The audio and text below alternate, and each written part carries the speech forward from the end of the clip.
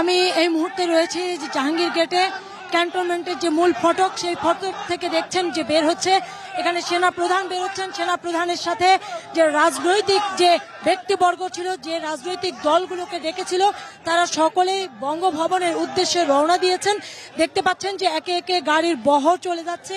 প্রথমে এখানে আসিফ নজরুল ছিলেন, এখানে ছিলেন জুনায়েদ সাকি। আপনারা দেখতে পাচ্ছেন যে সেনাবাহিনী প্রধান তাদেরকে সকলকে নিয়ে, সকল রাজনৈতিক দলকে নিয়ে তারা বঙ্গভবনের দিকে রওনা হয়েছেন। আপনারা দেখতে পাচ্ছেন গাড়ির বহর একে একে একটি একটি করে গাড়ি বের হচ্ছে ক্যান্টনমেন্টের ভেতর থেকে। আপনারা জানেন যে কিছুক্ষণ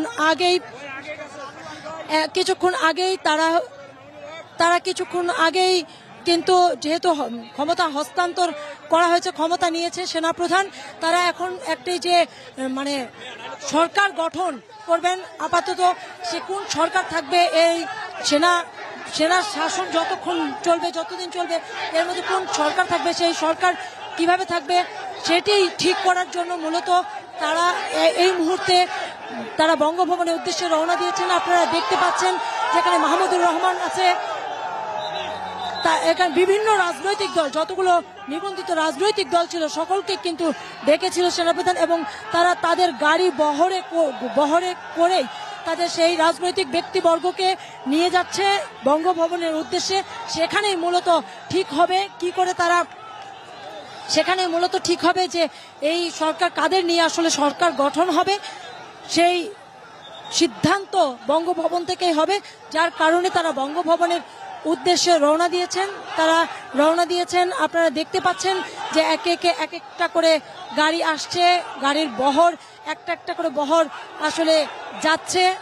আপনারা দেখতে পাচ্ছেন সবকিছু ক্যান্টনমেন্ট থেকে বের হচ্ছে একটা একটা করে গাড়ি।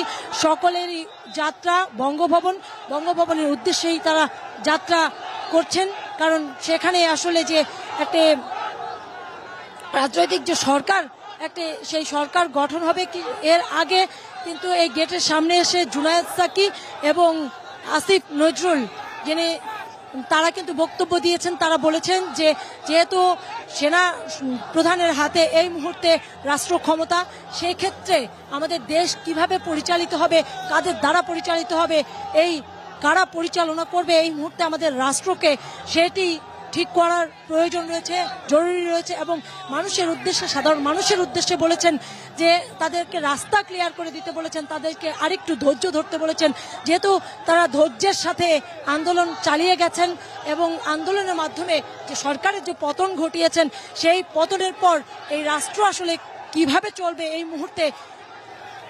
6000 mAh battery, one and only Power Master Next G N73. কোন উপায় চলবে সেটি ঠিক করতে চান তারা, যার কারণে তাদেরকে সাধারণ মানুষকে আরেকটু ধৈর্য ধরতে বলেছেন। তাদেরকে ধৈর্যের সাথে এই যে লড়াইটি তারা এক মাসের মতো চালিয়ে গেছে, সেই লড়াইকে তারা স্বাগত জানিয়েছেন।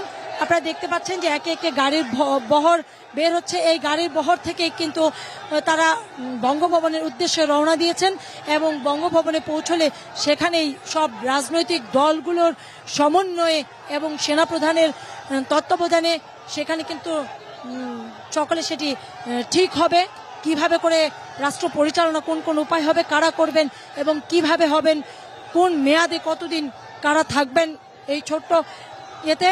যার কারণেই ক্যান্টনমেন্টের ভেতর থেকে সকলে বের হয়ে তারা কিন্তু বঙ্গভবনের উদ্দেশ্যে ইতিমধ্যে যাত্রা দেওয়া শুরু করেছেন। আপনারা দেখছেন যে গাড়ির বহর যাচ্ছে একে একে। এখানে সেনাবাহিনীর প্রধান তো রয়েছেনই, রাজনৈতিক দলগুলো রয়েছেন, যারা বিশেষ করে সেনাবাহিনী প্রধান যাদের ডেকেছিলেন রাজনৈতিক দলগুলোকে, তারা এসেছেন।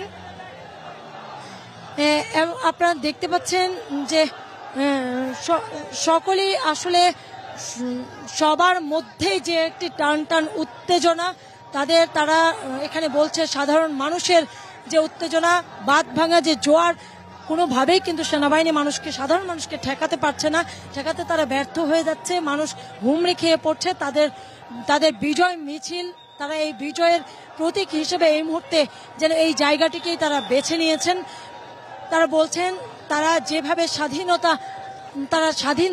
দেখতে চান, 71 যে স্বাধীনতা ছিল তারা দেশকে স্বাধীন হিসেবে দেখতে চান। তাদের বাক স্বাধীনতায় যাতে করে কেউ খর্ব না করতে পারে, সেই স্বাধীনতা তাদের যাতে রক্ষা হয় সেটি তারা চাচ্ছেন, সে যার মাধ্যমে হোক না কেন, যেভাবে হোক।